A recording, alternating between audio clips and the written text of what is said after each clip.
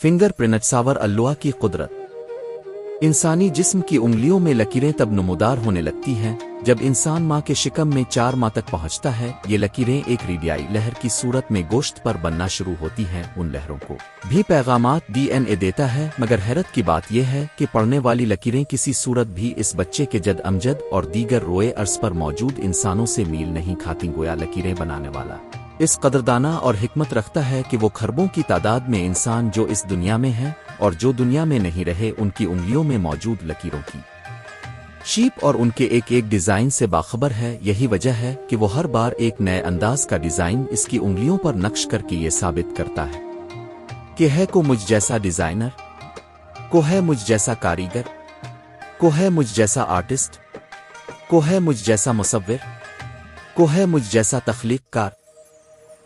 हैरानगी की इंतहा तो इस बात पर ख़त्म हो जाती है कि अगर जलने ज़ख्म लगने या किसी वजूहात की बुनियाद पर यह फिंगरप्रिंट मिट भी जाए तो दोबारा हो बहू वही लकीरें जिनमें एक खलिए की भी कमी बेशी नहीं होती ज़ाहिर हो जाती है।